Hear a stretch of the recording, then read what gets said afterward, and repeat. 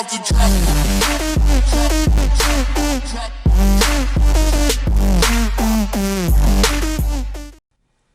Alright, what's up everybody? It's your boy Akin and welcome to this vlog. Here to talk about my draft grades for the 2017 NFL Draft. For this vlog, I'm going to talk about the NFC West teams. And I'm actually going to start things off with my San Francisco 49ers. They actually had one of the best draft classes this upcoming season. Actually went on my top 3 overall. Possibly top 2 is between Tampa Bay and my Niners. Now I'm going to start off with their first round picks. They actually picked up 2 selections. They traded down with the Chicago Bears. They picked up Solomon Thomas out of Stanford. This definitely is a great athlete. He's freakish size, good speed, and I think he will be a well addition in the defensive side of the football, along with new teammate and Reuben Foster coming out of Alabama. Now, when we traded down, our next selection was in the 2nd round, but then we actually traded up due to Foster still being available in the 1st round, and we actually stole them from the New Orleans Saints. This was a great move from our new GM, John Lynch. In the 3rd round, we picked up a good cornerback out of Colorado and Akello Witherspoon. I think this is a great pass breakup player. He had 13 pass breakups in 2016. And the 2nd and the 3rd round, this was a little bit of a head scratcher for me. I did not like the selection too much in CJ Beathard, the quarterback coming out of Iowa, but we will see he was named MVP back in 2015. In the 4th round, this could be one of the top steals of this year's draft in Joe Williams, a running back coming out of Utah. Now, he had a great game against UCLA in which he rushed for over 300 yards, and he was an MVP of the Foster's Farms Bowl this past season when he rushed for 222 yards over Indiana.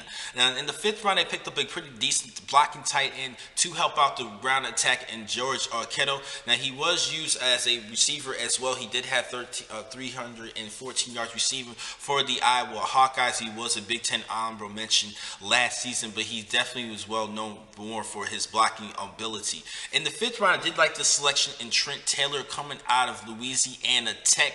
Now, I really thought he was not going to get drafted in this year's draft, but I do like this selection. He's an excellent slot receiver. He's a lunch pail type of dude, and he would do whatever it takes to make the team. I think he will make the team for my Niners. In the 6th round, they picked up DJ Williams, the defensive lineman coming out of Ole Miss. I think this is a good selection. He was a top 5 junior college recruit, and he did start all 12 games last season with 30 tackles last year.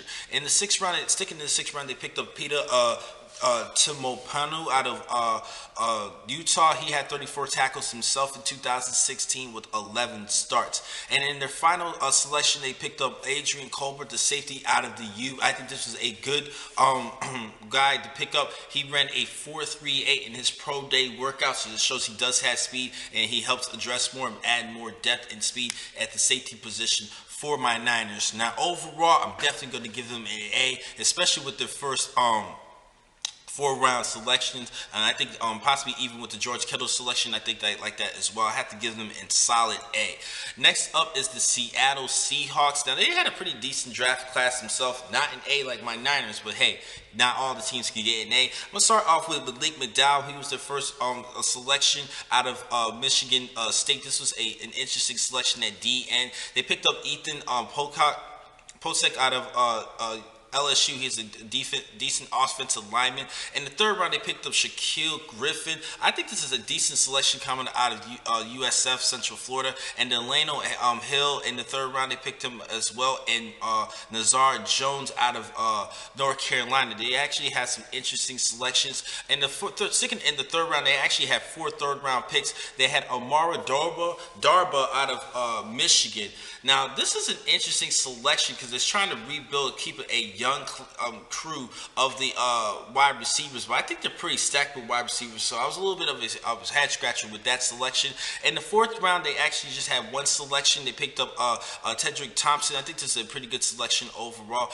Mike Tyson And in the 6th round out of Cincinnati, he definitely could help out in the secondary and possibly even go down at linebacker, but he's really used more for secondary. Justin Sr., he's a great offensive lineman coming out of Mississippi State. They selected him in the 6th round. And also, they had 2 more picks in the 7th round. They picked up Chris Carson, the running back coming out of OK State. Now, he is a big guy. He can give you some tough short yardage situations. He should be used in goal line situations. And David Moore, he's a receiver. I think this is a pretty good selection out of ECU. So this is a pretty decent selection as well. Now, overall for them, I'm actually going to give them a B- or kind of a C+ at the same time. They didn't have the sexiest selections, but still interesting because Pete Carroll does know what he's doing. So that's why I'm going to actually give them a B- ad for their efforts.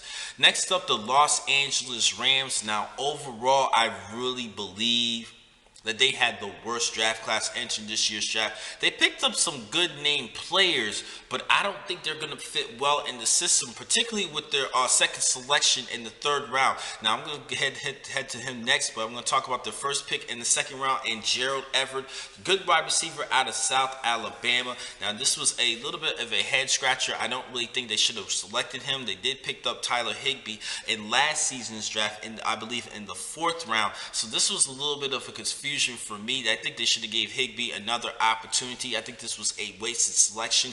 Now, in the 3rd round, they picked a great name player, but I think this was a wasted pick as well. They picked up Cooper Kupp out of Eastern Washington.